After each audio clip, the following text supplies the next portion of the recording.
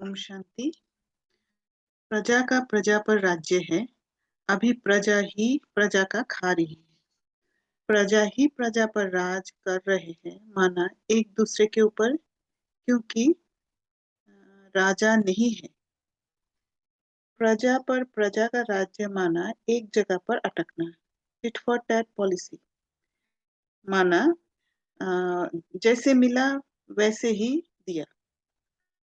सब गिरती कला में आ जाने कारण जब भी जिसको शक्ति की जरूरत है, एक दूसरे से द्वापर से ही लेना शुरू कर दिया और कलयुग से छीनना शुरू किया, विकार के रूप में। जब जब शक्ति की कमी महसूस हुआ, कमजोर फील हुआ, गुस्सा, घृणा, नफरत बहुत जल्दी आ जाता है, जिससे हम थोड़े समय के लिए संतुष्टता का अनुभव करते हैं और शक्ति मिलता है, और दुख देते भी और लेते भी है। दुनिया में लेन देन का प्रथा हो गया है, जहां हम देते हैं कुछ लेने के लिए। हर कुछ के पीछे चाहे प्यार कहे, बैंक में पैसे कहे, किसी के सहयोग देना कहे, सब लेने के भाव या रिटर्न के लिए ही किया है। अब देना कम लेना ज्यादा का स्थिति हो गया है। अब बाबा हमें ज्ञान रत्नों द्वारा समझ दे रहे हैं, शक्ति बढ़ाने का विधि दिया है, और साथ में ये भी कहा है, ना दुख दो ना दुख लो। आज बाबा ने कहा था कि एक दो को कांटा लगाते हैं।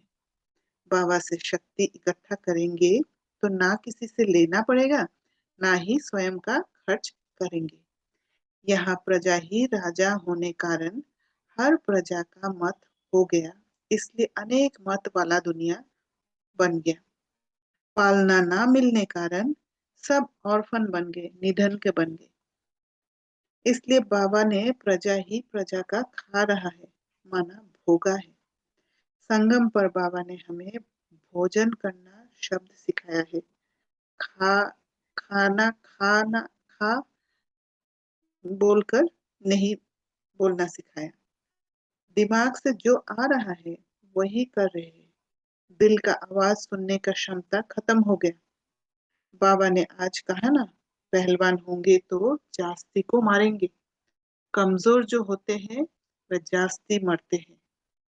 दिमाग से दिल तक पहुंचने के लिए बहुत बॉक्सिंग करना पड़ता है, और उसके लिए शक्ति की जरूरत है। ड्रामा को सुंदर बनाने के लिए भी एक दूसरे को समझ सहयोग देना है। प्लांट वेव एक ऐसा इंस्ट्रूमेंट है, एक औजार है, एक मशीन है, जिससे हम पेड़ पौधा का म्यूजिक सुन सकते हैं। नीचे डिस्क्रिप्शन पर वीडियो का लिंक शेयर किया गया है, उसमें आप लोग देख सकते हैं। बाबा कहते हैं ना सतयुग में बाबा कहते हैं ना सतयुग में प्रकृति भी साज बजाएगा, पर उस साज को सुनने के लिए अभी हमें कान को तैयार करना है। वहां ऐसा कोई मशीन नहीं होगा, इसलिए बाबा ने कहा तुम्हारे कान भी मीठे हो जाएंगे जब हम ज्ञान सुनेंगे। तो मीठा ही क्यों कहते हैं बाबा? हमारा जीवा में मीठा और कड़वा को टेस्ट करने के लिए रिसेप्टर्स होते हैं, जिससे हम टेस्ट करते हैं। मैं आप लोगों को एक पिक्चर दिखाती हूँ, जिसमें आपको समझ में आ जाएगा कि रिसेप्टर्स क्या होते हैं।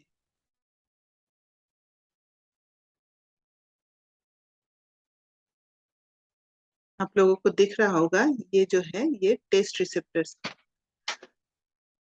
जो भी चीज हम खाते, मीठा खाते हैं, तो कड़वा का रिसेप्टर्स खत्म हो जाता है, और कड़वा खाते हैं जो मीठा का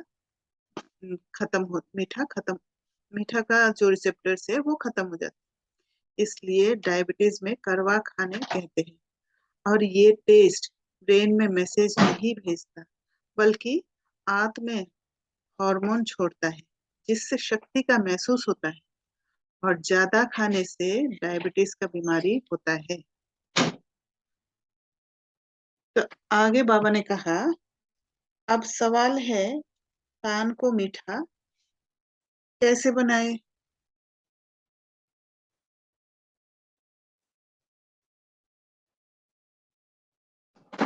पहाड़ तो व्यर्थ ही चलते रहता है। तो क्या कान को बंद कर ले या रुई डाल दे? एक एक व्यर्थ को बाबा के ज्ञान द्वारा समर्थ में बदल कर फिर अंदर लेना है, क्योंकि बाप का फरमान है, तुम किसी का नहीं सुनो। आत्मा को मैला नहीं करना है।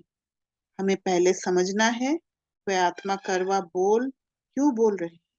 आत्मा में ताकत नहीं है, इसलिए व्यर्थ बातों द्वारा शक्ति लेने की कोशिश कर रहे हैं।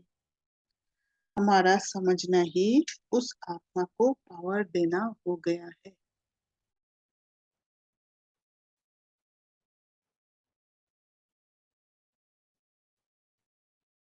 तो साथ में स्वयं को भी दुख लेने से बचाया। शक्ति को खर्च नहीं किया व्यर्थ सुनकर। ऐसे जब ज्ञान से प्लांटवेयर इंस्ट्रूमेंट की तरह साइलेंट साउंड को म्यूजिक में बाहर सुनने लायक बनाए और अभ्यास हो, व्यर्थ को समर्थ का गीत में बदल देंगे, हमारा दिल भी साथ में एक्टिवेट होगा और हम दिल की आवाज भी सुन पाएंगे। हमारा सूक्ष्म शक्ति जाग जाएगा, जिससे हम साइलेंस का साउंड को सुन सकेंगे और सतयुग में हम बिना इंस्ट्रूमेंट के पेड़ पौधे का म्यूजिक साज को सुन पाएंगे। कान मीठा बन जाएगा, क्रिमिनल से सिविल बन जाएगा। अच्छा, ओम शांति।